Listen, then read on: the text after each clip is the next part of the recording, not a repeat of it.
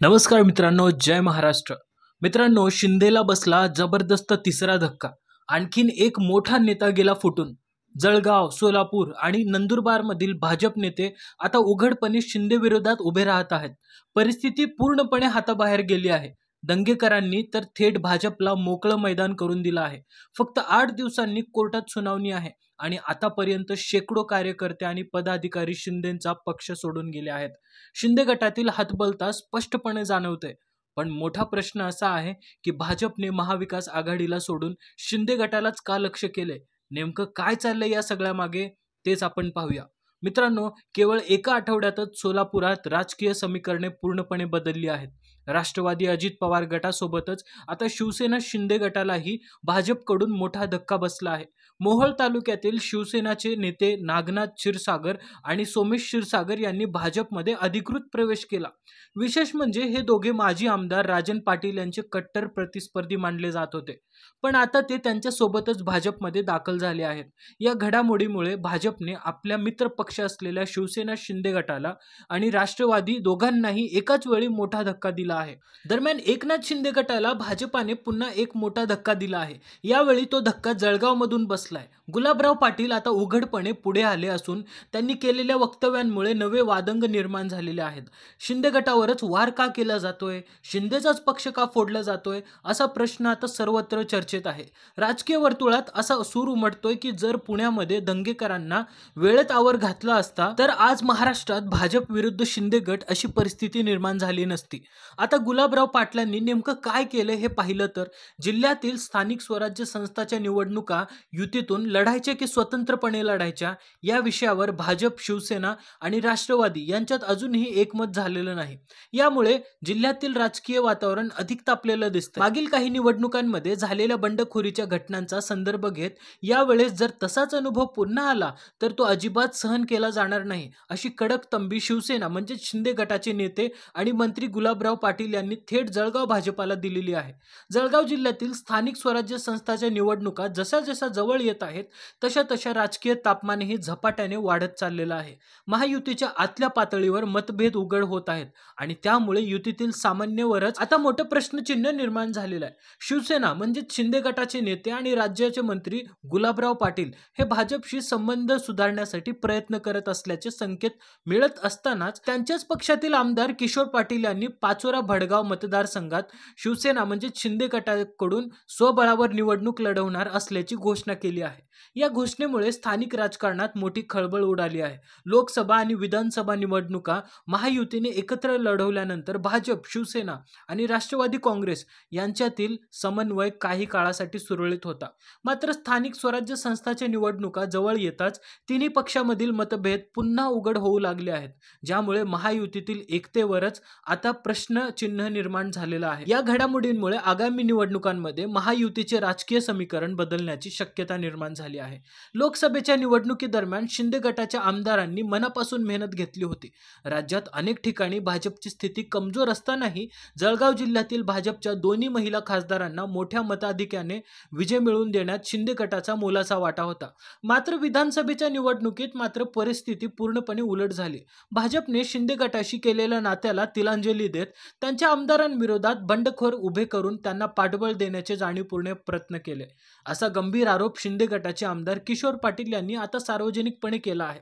शिवसेना म्हणजे शिंदे गटाचे नेते आणि मंत्री गुलाबराव पाटील यांनी आमदार किशोर पाटील यांच्या तक्रारीचे समर्थन करत आपली भूमिका स्पष्ट केली आहे. त्यांनी स्पष्टपणे सांगितले की भाजपने त्यांच्या स्वतःच्या मतदारसंघात चांगलेच काम केले असले तरी पाचोरा मतदारसंघात मात्र काहीच काम झाले नाही, अशी थेट कबुली त्यांनी दिली. ते पाचोरा येथे झालेल्या शिंदे गटाच्या निर्धार सभेत बोलत होते. या घडामोडीनंतर आता स्पष्ट झालं आहे की जळगावमध्ये भाजपकडून शिंदे गटाला दुसरा मोठा धक्का बसलाय, तर तिसरा धक्का भाजपने नंदुरबार जिल्ह्यात दिला आहे. महापालिका निवडणुकांच्या पार्श्वभूमीवर डॉक्टर हिना गवित यांनी नुकताच भाजपमध्ये पुन्हा प्रवेश केला असून त्यामुळे भाजपची ताकद अधिक वाढली आहे. यासोबत अनेक कार्यकर्ते आता हिना गवित यांच्या नेतृत्वाखाली पुन्हा भाजपकडे वळताना दिसत आहेत. केवळ शिंदे गटच नाही तर आता काँग्रेसचे अनेक कार्यकर्ते अक्कलकुवा येथे भाजपमध्ये प्रवेश करत आहेत. गेल्या काही दिवसांपासून अक्कलकुवा आणि धडगाव तालुक्यातील मोठ्या संख्येने कार्यकर्ते भाजपचा झेंडा हाती घेत आहेत. या सततच्या प्रवेशामुळे आगामी स्थानिक स्वराज्य संस्थांच्या निवडणुकांमध्ये भाजपला मोठा फायदा होणार आहे, अशी चर्चा राजकीय वर्तुळात रंगली आहे. या पार्श्वभूमीवर खासदार हिना गावित यांनी विश्वास व्यक्त केला आहे की या नव्या कार्यकर्त्यांच्या सहभागामुळे मला आणि भाजपला निश्चितच मोठा लाभ होईल. दरम्यान नंदुरबार जिल्ह्यातील स्थानिक राजकारणात आणखीन एक महत्त्वपूर्ण घडामोड समोर आली असून त्यामुळे जिल्ह्यातील राजकीय वातावरण आणखीन तापण्याची चिन्हे दिसत आहेत. मित्रांनो, स्थानिक स्वराज्य संस्थांच्या निवडणुकांच्या पार्श्वभूमीवर भाजपच्या माजी खासदार हिना गावित यांनी एक ठाम भूमिका जाहीर केली आहे. नंदुरबार जिल्ह्यात भाजप आणि शिवसेना म्हणजे शिंदे गट यांची युती होणार नाही. यांच्या म्हणण्यानुसार भाजपची पुन्हा लढत आता थेट शिंदे गट विरोधातच होणार आहे. विशेषतः नंदुरबार आणि अक्कलकुवा विधानसभा मतदारसंघांमध्ये दोन्ही पक्ष स्वतंत्रपणे निवडणूक लढवणार आहेत. तर शहादा आणि तळोदा मतदारसंघातील युतीबाबतचा अंतिम निर्णय स्थानिक आमदार राजेश पाडवी घेतील, असं गावित यांनी स्पष्ट केलं आहे. या घोषणेमुळे आता स्पष्ट झालं आहे की सध्याच्या राजकीय परिस्थितीत भाजप विरुद्ध शिंदे गट अशी थेट लढत तळागाळापर्यंत पोहोचली आहे. विशेषतः ज्या मतदारसंघात शिंदे गटाचे आमदार आहेत तिथे हा संघर्ष अधिक तीव्र होताना दिसतोय. ज्या मतदारसंघात भाजपचे खासदार आहेत तिथे ते शिंदे गटाशी जुळवून घेण्यास तयार नाहीत आणि जिथे शिंदे गटाचे आमदार आहेत तिथे स्थानिक भाजप कार्यकर्ते आणि पदाधिकारीही सहकार्य करण्यास नाखुश दिसत आहेत. महापालिकांमध्ये ज्या ठिकाणी पूर्वी भाजपचा प्रभाव होता तिथे आता दोन्ही पक्षातील दुरावा वाढत चाललाय. जर ही परिस्थिती अशीच कायम राहिली तर आगामी काळात एकनाथ शिंदे गट पूर्णतः कुमकुवत होईल, अगदी अस्तित्वाच्या संकटात सापडेल, असं स्पष्टपणे दिसून येत आहे.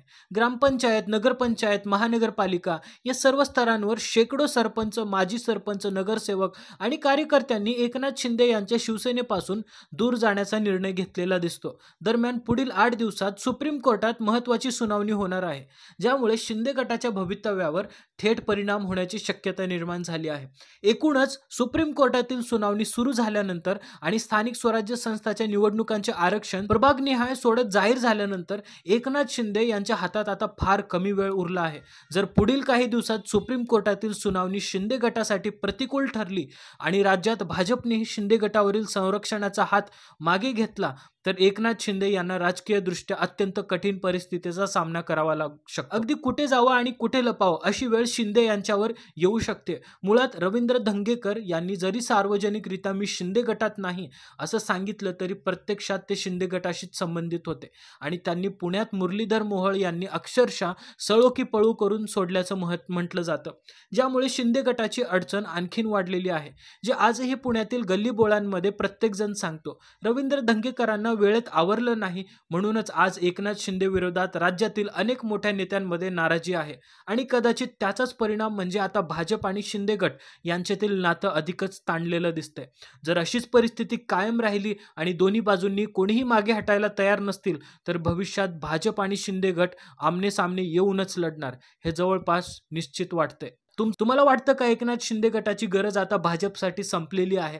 तुमचा विचार कमेंट सेक्शनमध्ये नक्की लिहा, कारण पुढच्या काही महिन्यामध्ये महाराष्ट्राचे राजकारण कोणत्या दिशेने वळणार आहे याचा निर्णय कदाचित इथूनच सुरू होणार आहे. शिंदे गटाचे मंत्री अडचणीत येत आहेत. शिंदे यांच्या काळात मंजूर झालेल्या अनेक योजनांना स्थगिती मिळत आहे. सुप्रीम कोर्टात शिंदे गटाची सुनावणी सुरू आहे आणि भाजपचे शिंदे गटातील आमदार खासदारांना गळाला लावत आहे. सर्व गोष्टींमधून हे स्पष्ट दिसते की भविष्यात एकनाथ शिंदे आणि भाजप यांची जोडी फार काळ टिकणार नाही. सध्या परिस्थिती अशी आहे की जोपर्यंत अजित पवार शांततेत क्रांती करत आहेत तोपर्यंत त्यांच्यासोबत निभावून घेतलं जाईल, पण अजित पवार आणि त्यांचाही पक्ष पूर्णपणे सेफ झोनमध्ये आहेत असं म्हणणं चुकीचं ठरेल, कारण त्यांच्या पुढेही अनेक राजकीय आव्हानं उभी आहेत. या सगळ्या घडामोडीवर तुमचं काय मत आहे कमेंट सेक्शनमध्ये नक्की लिहा आणि अशाच माहितीपूर्ण राजकीय अपडेटसाठी, विश्लेषणांसाठी आमचं चॅनल आवर्जून सबस्क्राईब करा मित्रांनो. तोपर्यंत भेटूया पुढच्या व्हिडिओमध्ये. जय हिंद, जय महाराष्ट्र.